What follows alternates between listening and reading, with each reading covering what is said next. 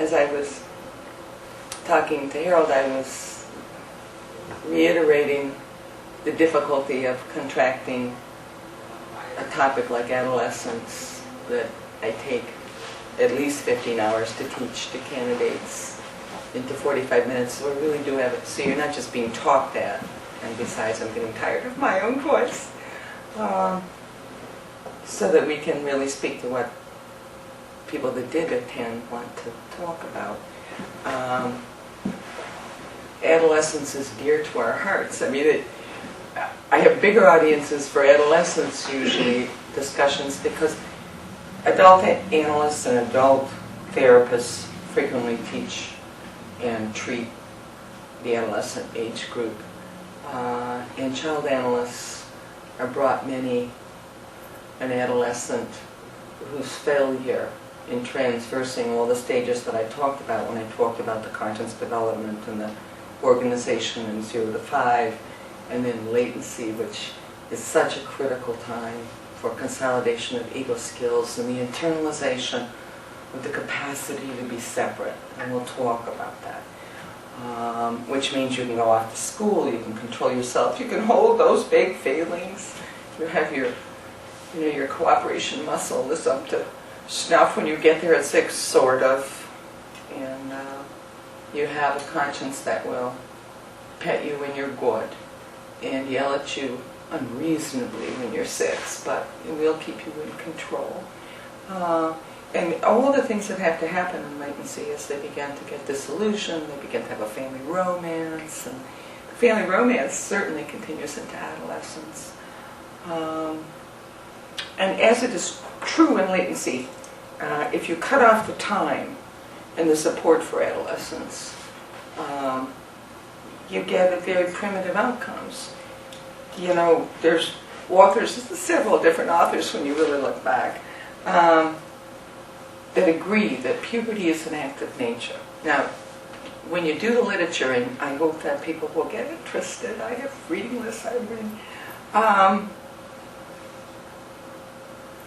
you'll find all kinds of terminology that's very confusing, and I went through this when I talked about puberty. But it's an act of nature. It's a physical state and finishing process created by the pituitary that signals, hormone development that creates the final stage where the youngster, relatively thrown into disarray, changes from sort of a stick figure, androgynous type, either a broad-shouldered masculine man or a curvaceous, receptive-looking female. And it's a striking, disorganizing kind of change, the who am I? And the parents aren't sure, who are you? From day to day you will look different and feel different, and the moods are not entirely hormonal, although the public, perception is, well, it's the hormones. It's not just the hormones, it's the whole disarray inside, and we can talk a little about that. Always, when I would have a big audience and multiple disciplines that comes up with, well, primitive tribes don't have adolescence, Well, we ask a lot of our adolescents. They are not just going to have a ritual, female circumcision and some kind of painful, horrible ritual with male pubertal kids where they have to come back with a dead lion or something. We're going to be asking a lot more of our adolescents. And so we would create a time of development and consolidation that people haven't had the opportunity to do in earlier times or primitive societies. So when you get into that argument with your students, you can try to agree that adolescence is an act of man. You decide to give that kind of consolidation past the physical stance of puberty and state of puberty, so that the outcome is entirely different than if adolescence is cut off. Adolescence is the psychological adaptation and integration of the change of physical reality of puberty. And what you'll find in the old literature, which is very interesting to read, pre-adolescence is usually used to describe puberty. It's very confusing when you try to read literature. What am I really reading about here? But adolescence is the psychological adaptation to the physical fact that puberty is a reasonable start.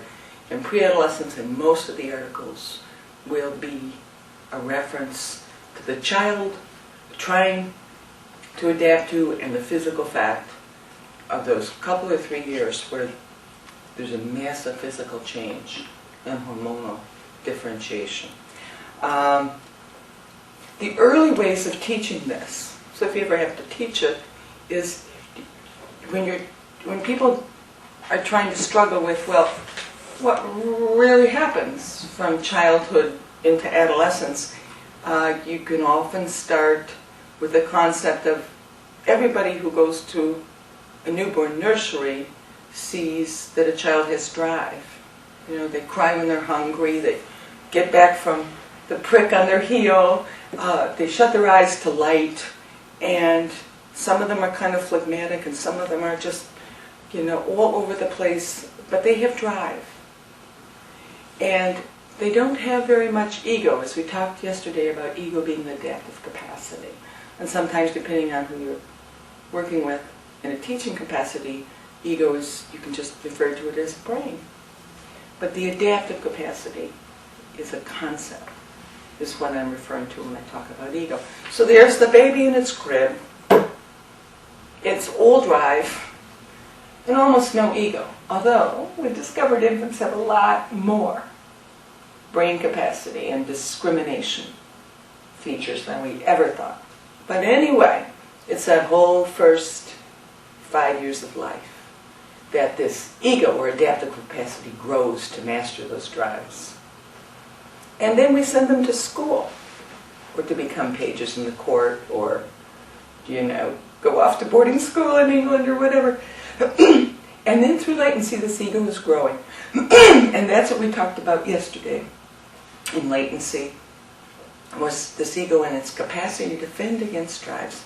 It's enormous till you get to latency. Toward the end, those are the happiest years of childhood. About 8 to 10, you're on the streets, nobody's particularly worried about you, you're not a threat to anybody, you still belong to the family. Just get home by the time the street lights are on. And then, this wonderful ego feels as though it's going to overwhelm all those adaptations, all that ego. And what you have is puberty. So the drive is high. The ego actually is very different than when the kids solve the Oedipal problems. So this is a very smart kid by then. So his ego is much more able to face and make adaptations to this whole new body and self and, all the hormonal demands and the greatest, hardest thing, which is to give up on the childhood dependencies and to become separate people. We'll talk about that in the morning.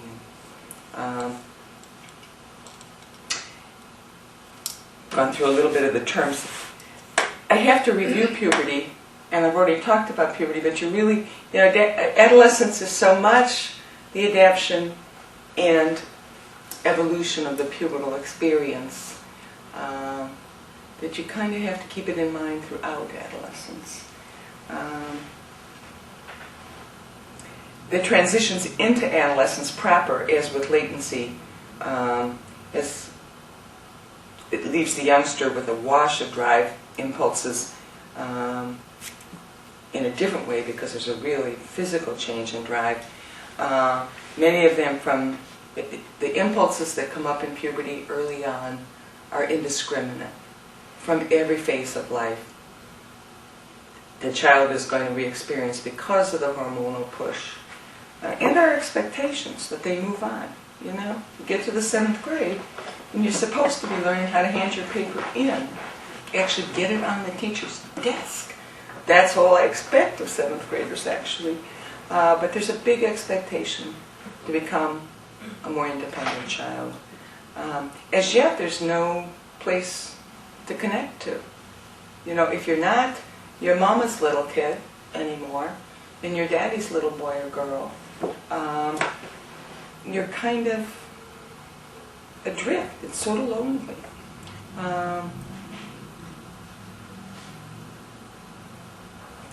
And you can see it in the pubertal kid very early. They are more greedy, they're more messy, their book bags are all over the foyer again, their shoes are everywhere, the crumbs and drops from their food about, and they're into anal jokes and secrets again, like early latency. There's the whoopee cushions that are big time in 10, 11, 12-year-olds. There's a lot of potty talk. But the secrets really are about how their bodies are beginning to compare to the adult sexual body. The biggest fear at first in this evolution is this pull backwards to the pregenital experience, the experience of a powerful mom.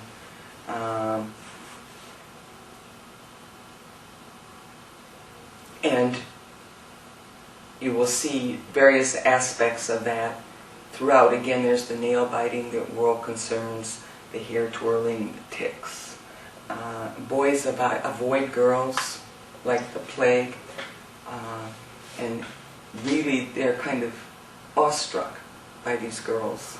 And just like they're trying to resist the progenital pull backwards, they're mouthy and difficult with their mothers, disobedient.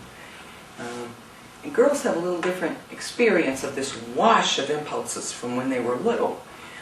They tend to become kind of Amazons. They become real aggressively heterosexual. They're giggling in the backseat at 11 about this rock star or that poster boy. Not real boys at first. That would be too threatening. And they're scary to the boys, who band together in what looks like a kind of a homosexual group because they're all boys. But the girls are aggressively heterosexual. They think they're going with somebody. They even spoke to them twice. The idea of a 12-year-old going steady is very interesting.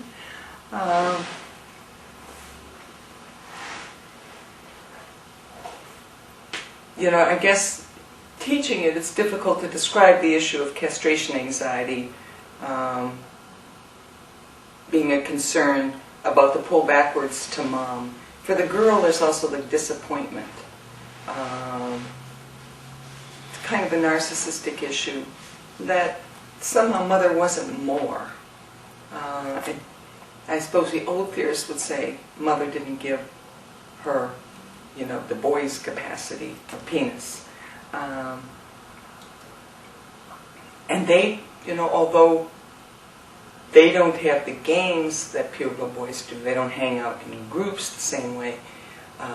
One of the things I always inquire about when seeing the parents or even the child, pubertal girls, is do they have a best friend? And actually boys frequently have a best friend. And these are, I think at first, kids who reflect. It's like looking at yourself. It's kind of a narcissistic person that you cling to in order to stay away from your mother. For girls, you see the best friend. They're so close. They finish each other's sentences. I literally have videotapes of pubertal best friends, girls, and one starts a sentence and one finishes it. And they follow each other's comings and goings in a way that you'll never see again in life. Boys are a little more casual about it. The homosexual implications kind of are more bothersome for them. They tend to like the group. But the danger at first is in the pull backwards to pregenitality. And they're crabby, and they're moody, and there's door slamming, and then they're back again, and they want you to make them a peanut butter and jelly sandwich. And you think as a mother, you've been making your own peanut butter and jelly sandwich for 10 years. What's the problem here? But make it. Because this drift in and out, the dependent longings versus the don't get near me, I don't need any mother, are very important vacillations that you'll see. And it's not just hormonal, it's the ambivalence about this pull backwards and the longing to be cared for. So there's this early reworking, hopefully once and for all, of pregenitality, where you have to relegate these early impulses, the oral, the anal, the phallic, and Oedipal components of drive from early on. It's hard to teach without going back and making a long lecture, but those components become the elements of fore-pleasure as the adolescent begins to work toward a different aim, which would be genitality. And we'll talk about that. I mean, there's that drive line, which you can use really, to follow how is this youngster going to turn out, and have they mastered what they need to master. That is a tender love and a relative genital aim, which we can define more. Now, there's an interesting schematic for what happens. I mean, authors that were really essential in writing about and solidifying ideas about adolescence. Several different ones, really, but like Peter Blow Sr.'s book on adolescence, which is an old one, but still very good for certain constructs, talk about the second individuation phase. And here's a way to think about it. If you're, when you're trying to think about the inside of a child as they evolve, what happens in the first 5 years of life is you take all the identifications you can from your parents. You take their edicts about what's safe and what's kind and what's good, and you put them inside. You evolve your adaptive capacity to include a conscience, because you won't make it in society without one, unless you're really good sociopath. And you get this all inside, and then they send you to school because you can fall back on it and say, now what would my parent do? Unconsciously. I mean, you don't have to do that every time as a child in school, but you've taken that all in. And the second individuation phase, and please, don't quote me, the simplification is that in order to become your own person, in adolescence, you have to, in a gross way, I speak of it, discard all these identifications and introjects, reshuffle them, and work toward picking what works for you as a separate person. The alternative is not good, and that is a sort of a submissive, pat identification with the parents, and no reworking, no revisions, and no making it better. And what you get is a really depleted personality, a latency child. And I've seen it in young adults, and they eventually run into real difficulties, the ones that I have had the opportunity to see. If there's been trauma before adolescence, and they are not able then to tolerate the discarding and being alone of all of the values. Not all of them. I mean, obviously, children keep a sense of decency, a whole lot of their parents inside. But a lot of the discarding, or it feels like they've discarded, these introjects and identifications with their parents. When it can't be done, it's very hard for them to get to the genital phase and to make reasonable picks of loving partners. And it's sort of quite a series of them as young adults, grad school age, say. And they couldn't have a girlfriend or a boyfriend. They were really very patently involved with being just like their parents. It happened that this particular series of young adults had lost a parent in late latency, which is an interesting feature in itself. But the necessity of cutting oneself loose and reconsidering everything one has swallowed whole as a latency child is an absolute necessity for a successful adolescence and an identity that is one's own. So that's what's being referred to in a kind of a simplified way when you hear about the second individuation. The first one, you take it all in so you can be separate. And when we send a child to nursery school at 3, where they have to be separate from their mom, it takes a while for them to realize, now, in this situation, somebody's just clobbered me with a truck. What would my mother do? You know, they have to keep enough inside to be separate, even for that 2 hours. By the time they get to be 6 or 7, they have a sturdier idea of keeping it together with the adult policeman still helping them, but they've taken in enough to be separate children. In adolescence, it's quite the reverse. It's another kind of individuation, where you really have to throw it all out and pick and choose and reorder. How would you like to be? What are your ideals? We'll talk a little bit about ideals.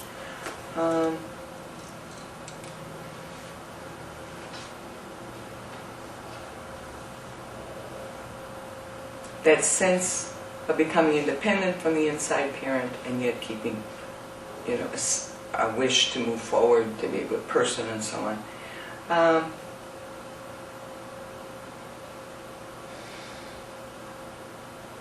I've gone through a little bit of the symptoms of this sort of quantitative wash of puberty that will get metabolized and become more qualitatively significant as far as eventual tender love.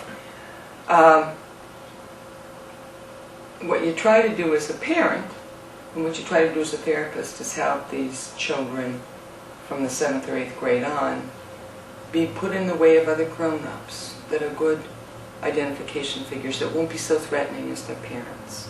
You try to help parents be supportive. These children desperately need solid parents. They don't need their parents to be friends. They need parents with boundaries and limits, and who can admire their mastery, who can hand them little bits of responsibility as they can manage it, who don't mind being disliked or the door slamming too much, or can tolerate the ups and downs of, please make me a peanut butter and jelly sandwich, or how dare you, I don't have to clean my room. You know, the push and the pull of the ambivalence inside, not just hormones. So you try to put other opportunities in the ways of these children so they can expand their identifications without the threat of the pullback to dependency and submission. Coaches, that young physics teacher that has everybody rolling on the floor with laughter with the strange gizmos in his lab, and the inspiring coach, you know, the theatrical, you know, theater coach, and the drama on the stage. These are all tremendously important opportunities to feel supported without a direct allusion to the submission, to the old pull backwards.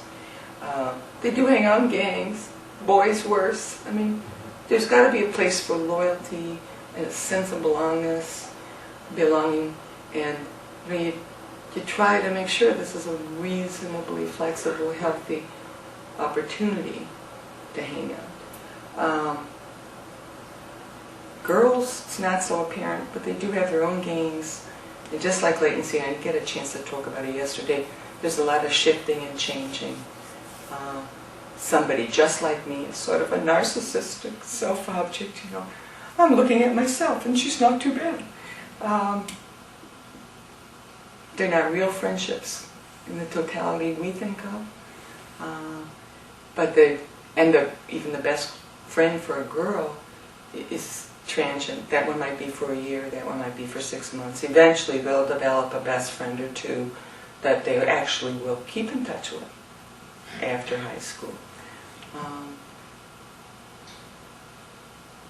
But the boys stay in gangs a long time, and it's with great interest that the gang of boys watches the first boy who makes a move toward a real relationship with a girl that's not just teasing or sadistic or provocative or macho. You know, I really am masculine. I pull their braids.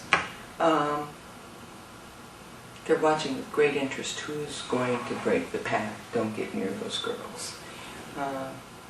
And the girls eventually can give up this very big act of, I'm completely self-sufficient. We girls can run around and giggle and torture you boys, scare you.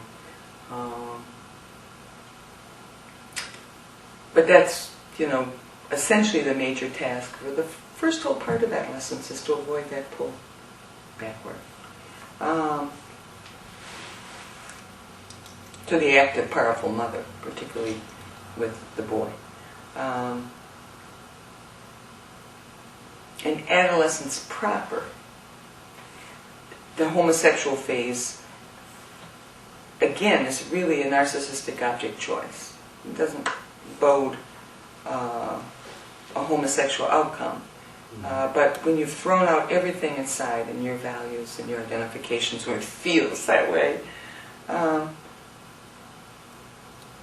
you're fighting against your whole history as their child, your parents' child. And you're a lonely dude indeed. And you pick your friends that are like you. In girls, as I say, there's this massive repression of progenitality.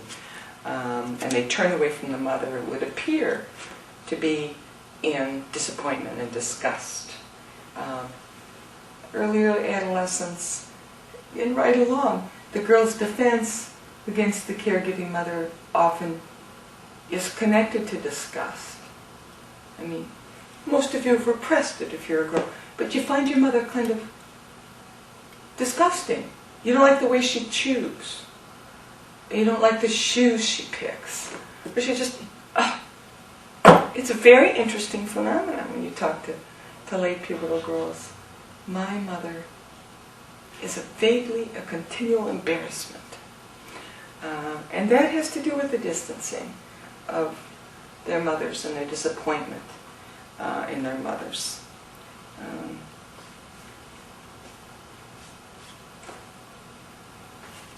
I think early theorists would have said that it had a lot to do with their disappointment that their mothers didn't make them completely whole so they could do everything boys did, everything girls did. And the girls get over it. They're glad. By the time they get to a genital aim, it's the same with the boys. They're never going to have babies. They can't be the powerful phallic mother. They can complete themselves by a tender connection to a woman. And the same with the woman. She needs the man to complete herself. She can bear the babies. He can be the protector. And he can serve many maternal functions.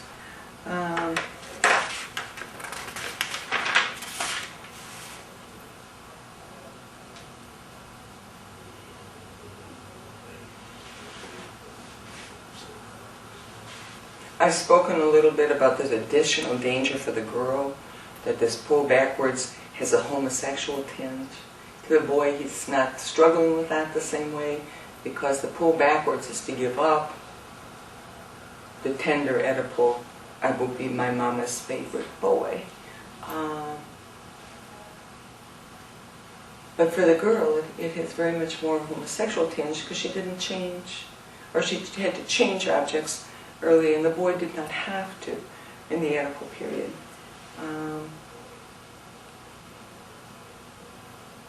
So if you keep that in mind when you see adolescence, that the hardest part, the hardest task is this prolonged and painful severance from the idea of mom in the early years.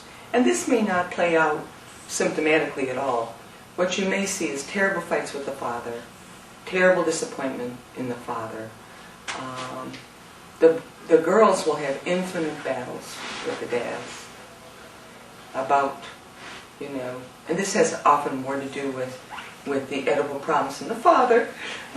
As one girl puts it in the E. James Anthony paper on adult reactions to adolescence. One girl came in and said, "Oh, Oedipops." She referred to her father as Oedipop, having Oedipal problems because he had caught her with a boy. He said, "You can't go out past 8 o'clock at night." So everybody's problems are revived, and we'll talk about that in parental treatment from the Oedipal period.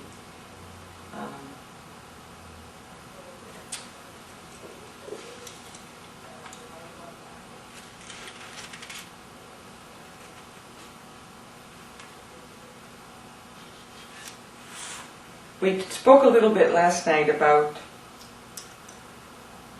defenses against drives. In adolescence, you find different authors talking about things like ascetics. I mean, some young adolescents and older adolescents retreat to just denying all drives and pleasure and becoming very ascetic. You know, I'll only eat this, and I'll only exercise this long, and I'll only masturbate this long. I mean, they have a checklist of how they're going to control their drives, and it takes a lot of softening, and hopefully they can integrate that pleasure's a good thing. Mastering stuff is also pleasurable. It's the biggest pleasure you get from feeling helpless is to be able to master things. It's how you teach parents to help children with their frustrations. Some youngsters who are a lot more fun in treatment treat their brains as sort of masturbatory objects sometimes, but they also get very attached to their intellectualization. They learn whole topics. They love philosophical debate. The rebelliousness, the de-idealization of appearance, which is the second most painful part of adolescence, is to come to terms with the fact that these wonderful, godlike structures from your early 5 years of life are not the ideal people. Now you've been gradually absorbing that with the family romance and all these wonderful stories of children doing stuff all by themselves and latency. But that final idealization, that these people are just people, and they're in their 50s, they're in their 60s, and they're not even that good at stuff, and I'm smarter than they are. I mean, that kind of feel is a very, very important, difficult, painful part of adolescence. And, so besides playing with the intellect and, it gets into the aggressive part of, you are so stupid, Dad. You don't even know. And, if the father can survive that without decking his adolescent, he's doing very well. And it's very painful for the adolescent, too, that they're not as special or wonderful. Or they might be, a college professor and this, that, or the other thing, but, they're kind of dumb about other stuff. And they don't have as much money as the neighbor. And, they don't have as many contacts. The same is true with the disillusionment for the girl with the mother. The mother's not all powerful, she's not everything. She doesn't know what to do part of the time. She needs your help. And this is very painful and absolutely necessary. Because I tell you, the reworking of it is, by the end of adolescence, is that you too don't have to be perfect. You too can have feet of clay. And you can keep a loving tongue. Because that's the outcome of object constancy. And people don't teach object constancy enough. When you're teaching parents, I've had to come out in parent groups and say, somebody asked me, what's this thing about object constancy? I say, it's being able to love and hate the same person.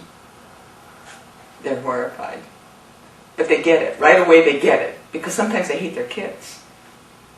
And they can appreciate that sometimes their kids hate them. But in order to have that object constancy, you have to idealize people and see you can still love them in their feet of clay, and you can still keep your self-esteem.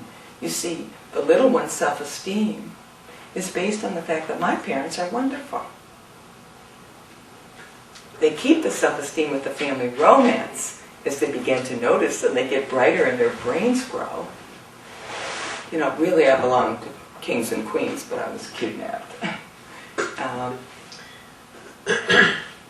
They can keep their self-esteem that way while they begin to de-idealize their parents in latency. But when they get to adolescence, it has to be a real integrated acceptance of the less than perfect. That you have to look elsewhere to learn physics or to be good at something because dad or mom can't carry a tune, or they don't understand technology, or they couldn't fix a car if their life depended on it. I mean, that kind of realization.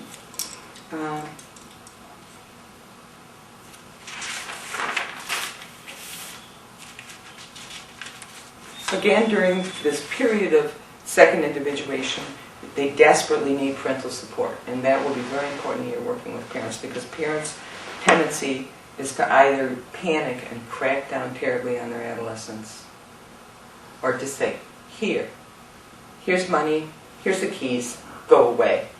And they let them drink, and they're not strict about their limits, and they don't help them internalize a way to manage big feelings through their adolescence, just like they did with their little kids. They need an enormous amount of support, and they don't need their parents to be friends. And that's part of the perverse working of dynamic theory, is that permissiveness creates good grown-ups. And you end up teaching, already into the parent work, you end up teaching that permissiveness has got nothing to do with empathic child rearing. Kids need something to bump up against. They need to hear, you're not getting a car until you can prove that you actually can manage yourself. This is a lethal weapon, troops. Here are what the criteria for that privilege are. They need tremendous help and somebody ready to meet out new responsibilities and mastery. That great pleasure as soon as the kid is ready. It's amazing how many kids get to college. And I'm in a university town, so I see a lot of them. They have never managed a checking account. They have never managed and budgeted how much to put on a credit card. Mm-hmm. They have never taken the responsibility of making sure that the car gets the oil change, or looking at the tires if they needed a car, or an old junker, whatever it took to get to college. They're still being taken care of. They don't want to take the responsibility of paying their therapy bill, or paying their apartment rent, and writing the check, and keeping it balanced, and recognizing their parents only have so much to spend on their education. There might be other sibs, there's limitations. They haven't been given that wonderful, gratifying feeling of, I got it, I can manage, I need your help, because I can't make money while I'm getting my degree, and I'm very grateful, but I can be a responsible woman. And that's the kind of thing that adolescent parents are doing all along. Hopefully,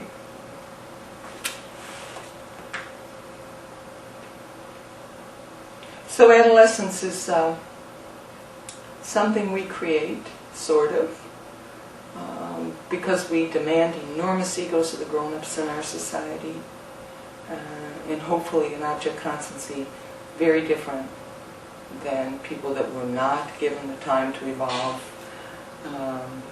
Character gets developed during adolescence and solidified. You can see, some theorists would say, you can see in the nursery some characteristics of character outcome, but I think you can see, certainly in the elementary school child, many kinds of characteristics that will eventually be part of character.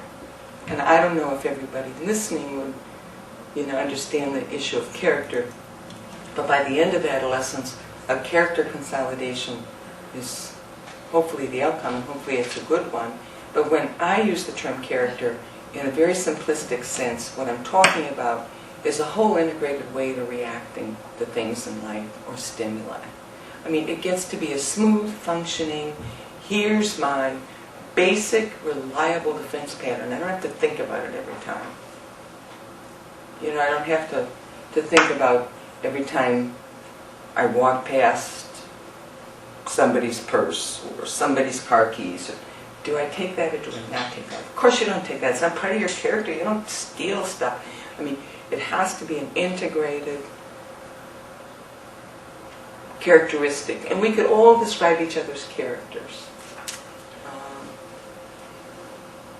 So-and-so is this way, Don't get her on that topic. She's very upset about that topic. Or, he tends to be very compulsive. He's never late. Or he tends to always prove a point by always being late. I mean, you can describe each other's character, this sort of habitual mode of interacting, but it includes ideals, it includes defenses, it includes an incorporation of one's strengths and a management of one's weaknesses.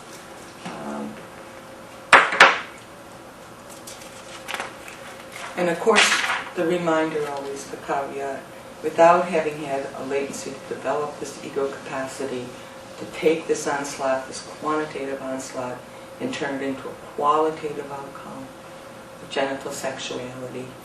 Without that latency period, it is very difficult, without a lot of intervention, to have an adolescent make the second individuation, tolerate the loneliness, tolerate the sense of emptiness, to make something of it with enthusiasm, with some zest. With this, it takes so much parental work. And what I said yesterday is true. Watch the thread of separation fear in parent and child, and all of us, from zero right to adulthood. It is very hard for parents to appreciate that adult children are wonderful, just wonderful. But they're not the children that gave them a raison d'etre during their parenthood. You do, once they've gotten on their feet and they've made choices in life and been successful in their own right, in their own way, they leave you kind of, there's a whole generative part of my life that's finished. And that fear of loss and the dual nature of separation anxiety is a thread all the way from start to finish. Not just for the adolescent, the loss of his childhood, the loss of his idealized parents,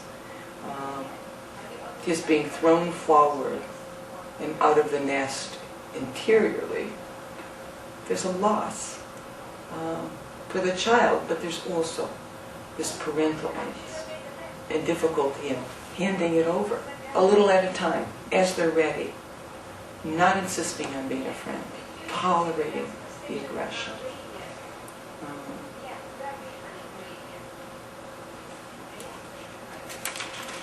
Again, there's pages and pages. Where am I? I should be way further. There's a lot more here, but there's an interesting one you may want to research and look into on the ego ideal. Everybody evolves through adolescence, hopefully, to the point where they come out with an ideal that's their own. It's not their parents', right? It's their own sense of loving themselves, in the sense it's my ideal. And it makes me happy to think about heading in that direction. And it's now devoid of its roots from parents. And it keeps us marching out. It's not reachable, the classic definition of an ego ideal. You never get there. You're always going in that direction. And it gives you satisfaction to think, I'm headed in that direction. And people love their ideals. It's what makes people heroic and creative and self-sacrificing. And it gets incorporated by the end of adolescence. By then you can sort of feel the forward march. I'm headed in the direction I want in life. And this is what I think is admirable. And I'm headed that way. Different people have dealt with it different ways. Moses Sloffer writes a paper in the Secular Study of the Child, which is a nice general paper. The more detailed work is in a number of articles by Peter Blow Sr., but he has a book called Son and Father. We've lost Peter Blow Sr. In the 90s, but he left that book, and he never understood either too much about female psychology in the adolescent period, but I think it's probably true for girls in a more diffuse way. But the boys' early negative Oedipal complex. You know, the Oedipal complex has got a couple of stages, and one is the negative one and the positive one. And the negative one is the first one where the little boy, at least in this explication, is daddy's little man.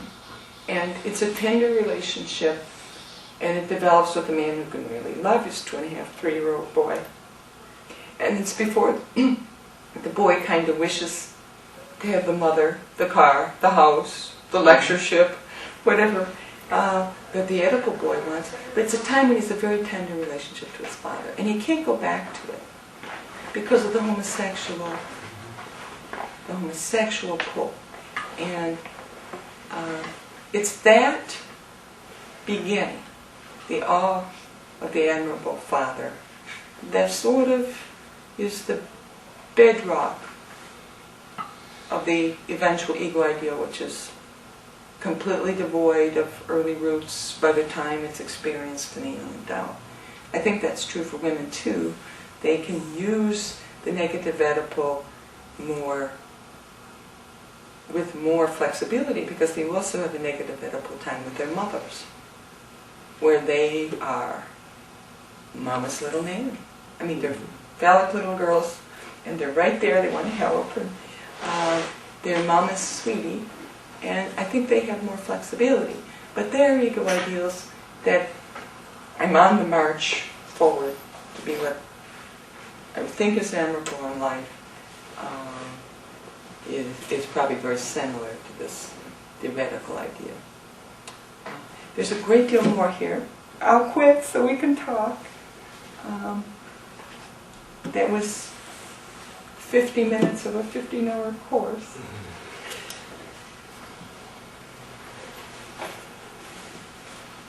Okay. Thank you.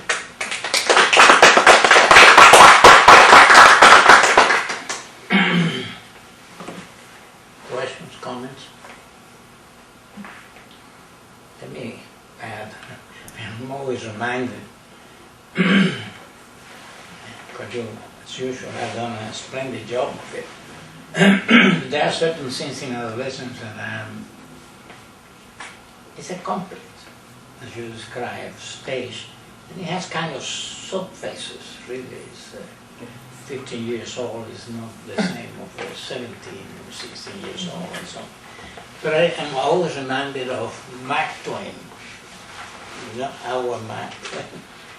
He is quoted as having said, "When I was an adolescent, I couldn't believe how stupid my father was. A few years later, when I became a young man, I couldn't believe how much he had learned in such a time." And that's typical, as you describe that stage. And in a way, it's a continuation where you were talking yesterday about latency, where children have taken the real measure of the parents.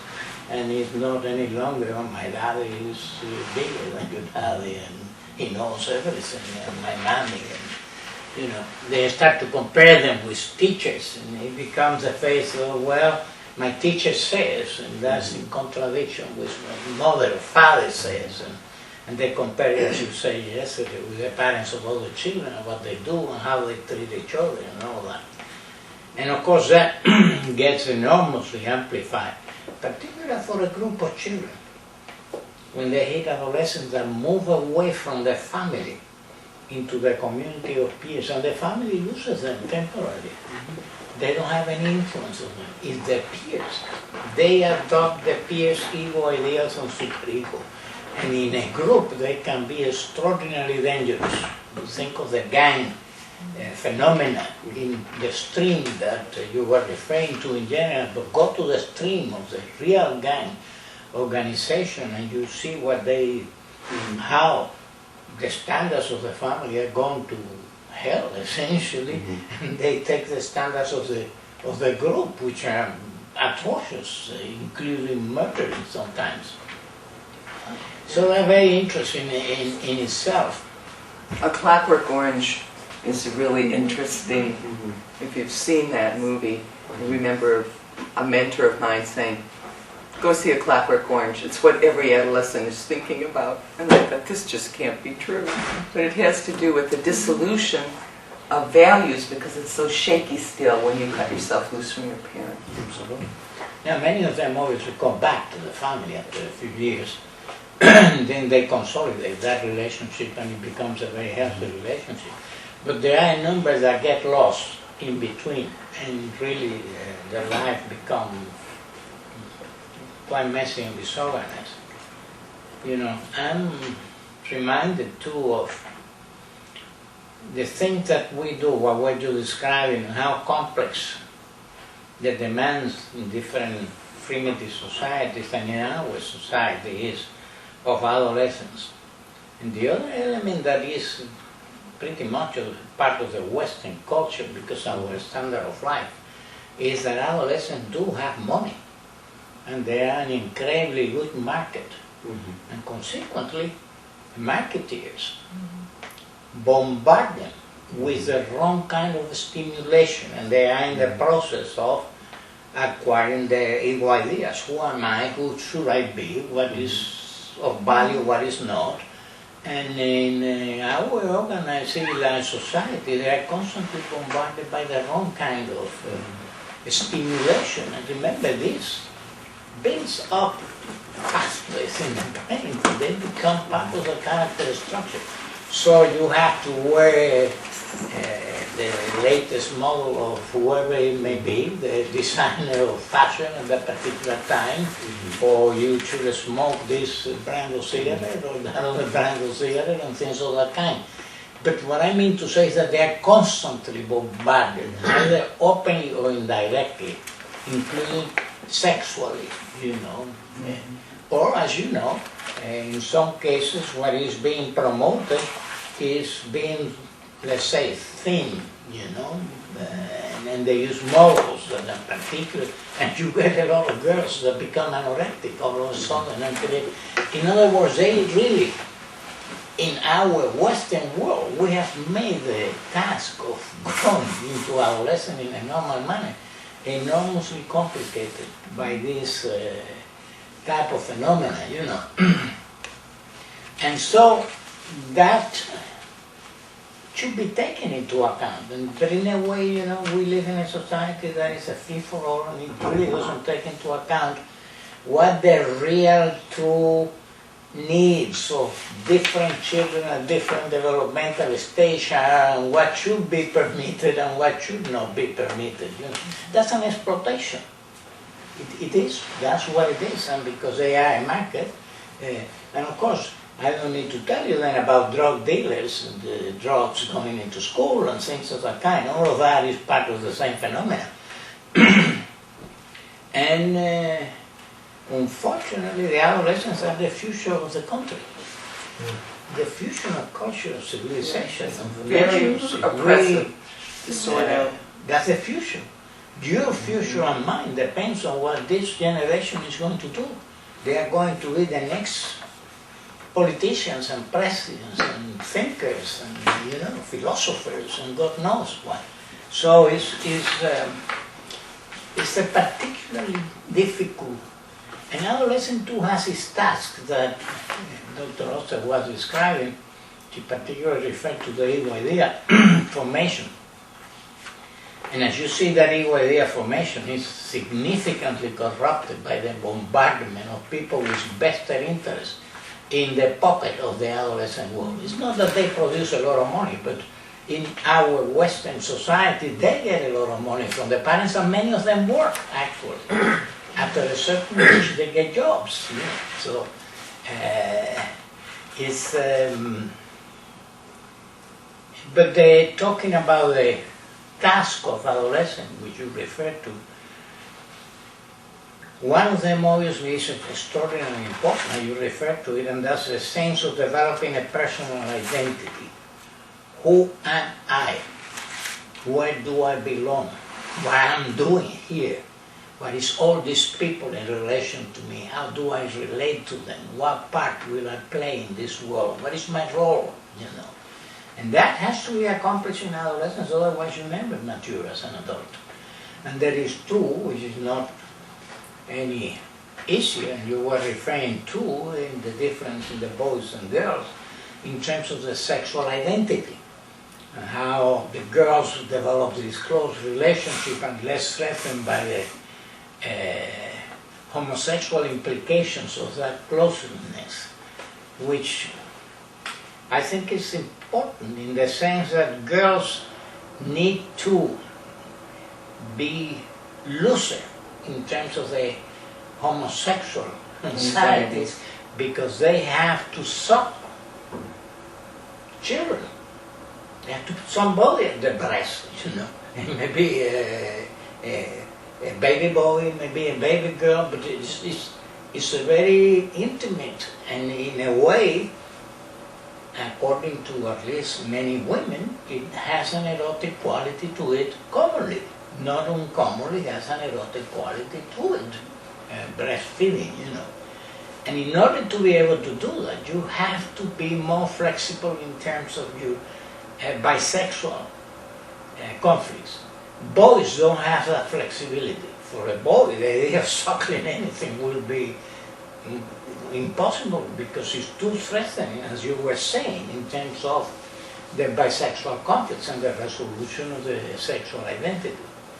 It's an incredibly interesting period, but it's one that, and you know, the other thing that I think you were referring to, not everybody can treat adolescence. You require a certain type of character and personality and kind of looseness combined with standards and certain degree of strictness, but loose, you know, that can be moved. It's flexibility, really. And people who doesn't have that can't really treat adolescence. You have to go down to that level. You have to feel comfortable with the threats that some of their behavior will imply to a well-established and finally developed adult. So what he's doing is he crazy, you know, things of that kind. So, but this was very enlightening. But the whole issue of what fun it is to treat adolescents in the sense of they are never, I mean, people are rarely as creative or as astutely philosophical as they are during their adolescence, when everything is up in the air and their ego is this is the second chance, this redoing. You can undo a lot of early trauma. Well, this ego is loose and working with many ideas and many eruptions from below to redo them in a very creative way. Adolescents can be wonderfully creative in treatment. They can just, in that way, be a delight. But you always have to tolerate the anxiety of how good is their judgment at this moment. Where's the ego and the car keys? You know, will they disrupt their own treatments by turning the parents against you, or themselves having to burst loose from you as a parental figure as opposed to a new and whole relationship that they've never had before. It's very tough. And the wish to be better parents to adolescents, forget it. That's not your job. Although the wish is there with some of these charming adolescents.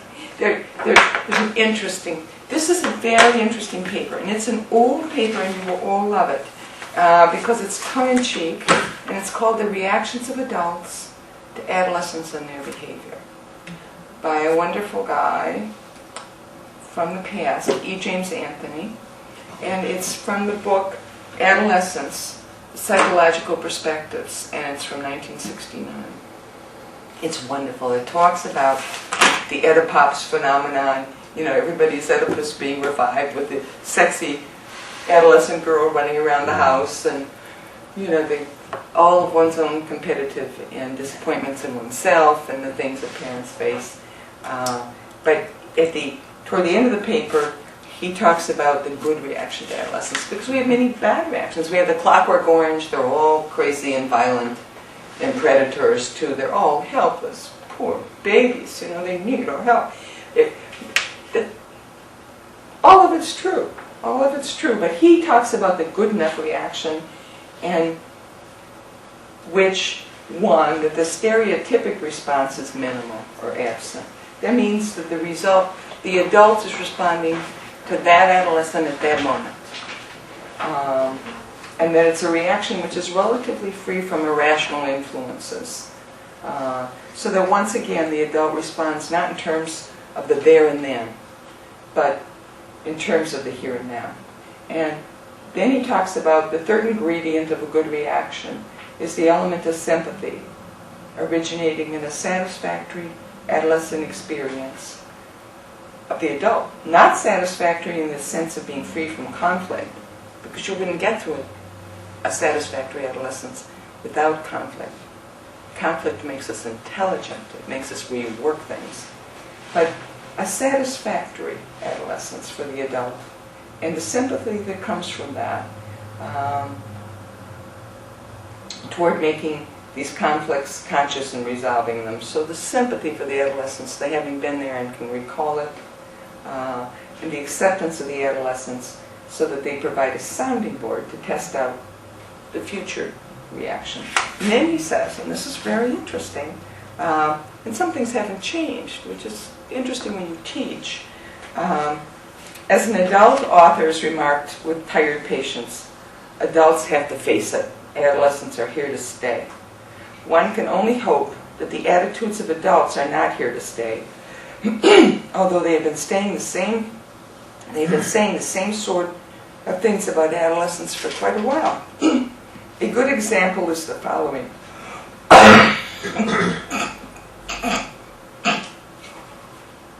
And this is a famous person in quotes. Our adolescents now seem to love luxury. They have bad manners and contempt for authority. They show disrespect for adults and spend their days hanging around places gossiping with one another. They are ready to contradict their parents, monopolize the conversation and company, eat gluttonously, and tyrannize their teachers. Sound familiar? It's a comment by Socrates, 2,500 years ago. Wow. Anthony, very knowledgeable in this group.